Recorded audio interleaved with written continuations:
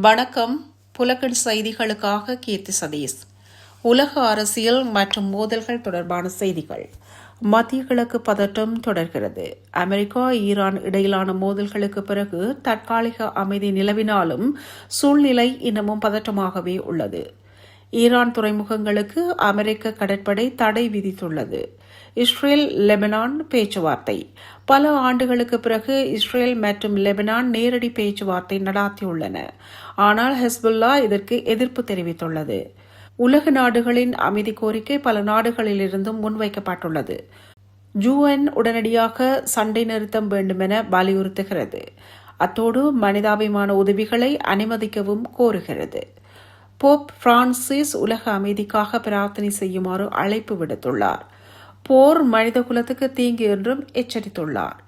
China Russia பேச்சுவார்த்தை மூலமாக பிரச்சினையை தீர்க்க வேண்டும் என்று வலியுறுத்துகின்றன. அமெரிக்கா மற்றும் ஐரோப்பிய நாடுகள் பதற்றம் மேலும் அதிகரிக்கக்கூடாது, சர்வதேச சட்டங்களை மதிக்க வேண்டும் என வலியுறுத்துகின்றன. உலக பொருளாதாரம் தொடர்பான செய்திகள். IMF எச்சரிக்கை. தற்போதைய மோதல் காரணமாக உலக பொருளாதார வளர்ச்சி குறையும், பணவீக்கம் அதிகரிக்கும், மந்தநிலை அபாயம் உயரும், எண்ணெய் விலை உயரும் போன்ற விடயங்கள் IMF-னால் எச்சரிக்கப்பட்டுள்ளன.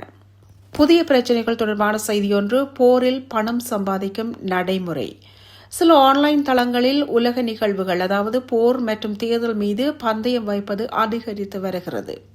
இது நெறிமுறை சிக்கல்களை எழுப்புகிறது. ஏனைய செய்திகள். அமெரிக்கா ஈரான் மறைமுக பேச்சு முயற்சி. மேலும் பேச்சுவார்த்தைகள் நடைபெற வாய்ப்புள்ளதாக தெரிவிக்கப்பட்டுள்ளது. விண்வெளி செய்தியொன்று. இம்மாதம் விண்வெளி நிகழ்வொன்று நடைபெறுகிறது. லிரிட்ஸ் விண்கல் மழை தொடங்கியுள்ளது. இம்மாதம் இறுதியில் இது உச்சத்தை அடையும் என்று கூறப்பட்டுள்ளது. இது ஒரு அழகான விண்வெளி நிகழ்வு. இது வானில் ஷூட்டிங் ஸ்டார்ஸ் போல தெரியும். விளையாட்டு செய்தியொன்று.